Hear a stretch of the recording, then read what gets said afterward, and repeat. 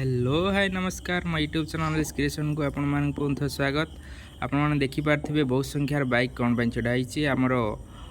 कृष्ण प्रधान सरकारी उच्च विद्यालय रे जो काटिया छक अवस्थित सेठारे 3 दिनिया सेंसर 2027 ट्रेन सेंसस ट्रेनिंग पड़ी समस्ते सार मैडम मैंने आसी उपस्थित हो सारे अपरपक्ष इनागुरेसन कार्यपाई एवं जगन्नाथ जगन्नाथ पादपद्म टिके माल्यार्पण दे तापर सबू कार्य को शुभारंभ करने आरपी सार माने मास्टर ट्रेनर्स माने रेडी हो सारे आउ बहुत दूर दूरांतर सार मैडम माने बहुत उत्साह सहित ये खरा गरम को खातिर न करी आसी पहुँच सारे समस्त मनरे नूतन उत्साह एवं उद्दीपना केमिति आमे ए मास्टर ट्रेनर्स माने देउथवा ट्रेनिंग टू भल भाव शिखिबू एवं सेटा सठिक भाव में आमर जो प्रैक्टिकल फील्ड रे उपयोग करूँ सठिक तथ्य देवु जहाँ फल आमर भारत एवं आमर देश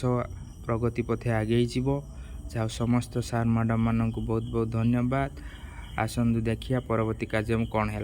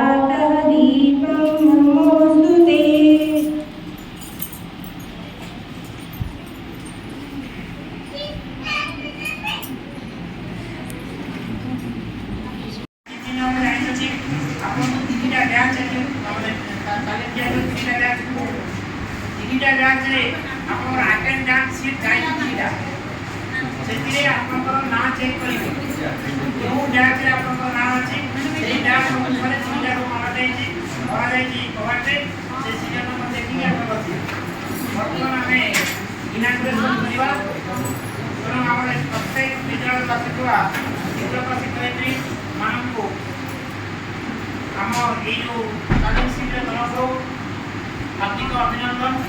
बर्तमान आम गहन अच्छा ये विद्यालय प्रधान शिक्षक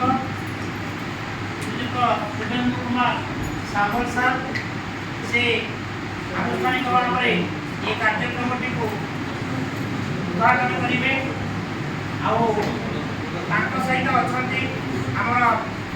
4 जन 6 जन प्रशिक्षक जड़े मोर डाण अच्छा विजय कुमार साहू साहब से आपको सेंसस समस्त तथ्य 3 दिन तथ्य सब देवे अतिथि भाव से पाखे अच्छा प्रकाश सार से आपको विभिन्न तथ्य आने देवे विभूतिभूषण राणा सार आमर संपूर्ण माने ये दायित्व को नहीं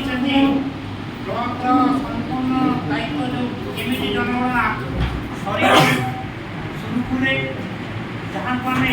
आख्या देखे महेंद्र सिंह धोनी फुल कैप्टेन से होती प्रकाश बाबू आगे मोदी बहुत माने कम बयस किंतु एत बड़ टेंशन से नहीं जे कि घर आम माने मोहितपुर तलपड़ी राति 10 दिल्ली से जाऊ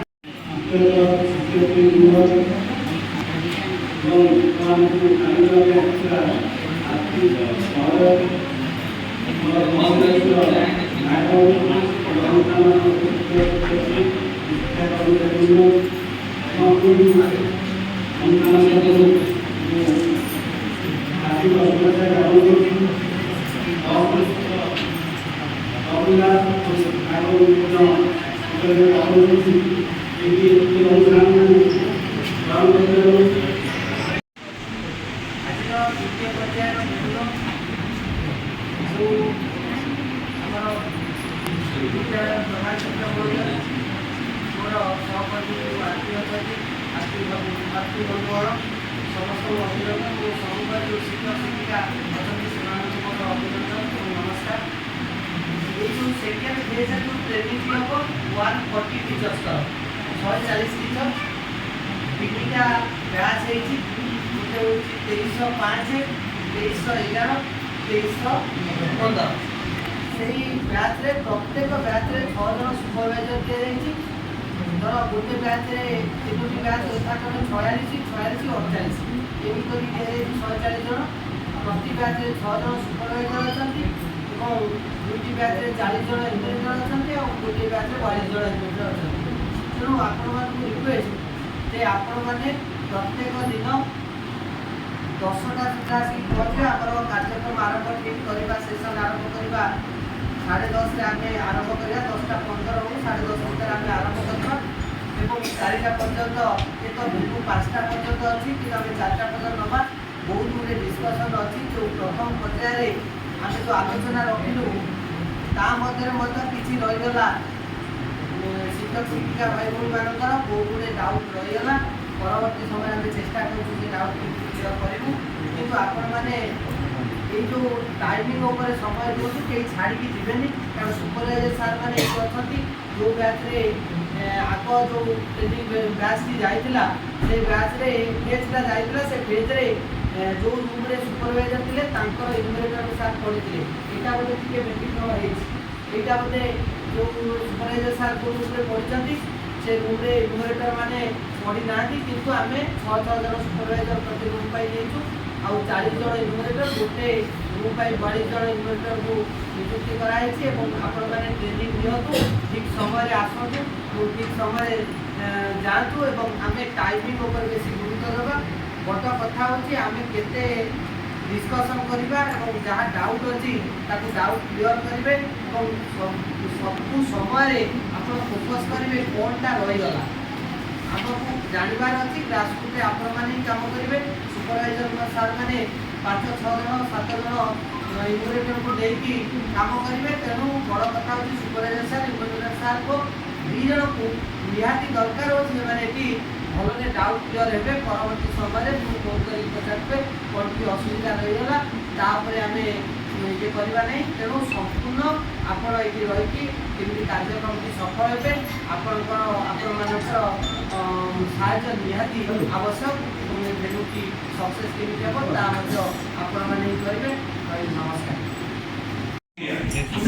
प्रथम थर डिजिटल हम आउ गोटे जिनस हूँ प्रथम थर कौन हम ना सेल्फ एनुमरेशन गोटे जिनस अच्छी स्वगणना जोटा मुझे आशा करुँच आम समस्ते करदे आम ये ट्रेनिंग नहीं जाऊँगी आम आमर करदे कौन हम फिल्ड की जावा पूर्व आम निजर करदे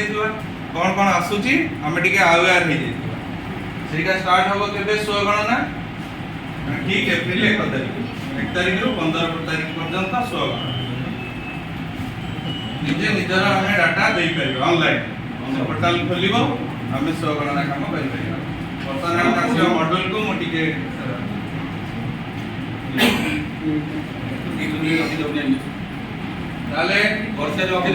स्टैटिस्टिकल एक्सरसाइज आप समस्ते जानते आम भारतर जनसंख्या केते वर्तमान अनुमान data entry for any paper mode जदि के पेपर रे करूछंती से डाटा एंट्री हैला कि नाही next depend on your preparation ठीक है हम जदि भल कि पढ़िबा ताले परीक्षा रे भल नंबर रहइबा आप काम सफल हो सेही कथा से कहूची मास्टर योर क्राफ्ट हमर जो कला कौशल ऊपर पूरा मास्टरी हासिल करो। नेक्स्ट बिल्ड ट्रस्ट विश्वास जन्माते be the face of the census निजे निजे को सेंसस रा बटे प्रतीक बा फेस बोली बा आइडेंटिटी बोली भाबंतु। How to build trust in every interaction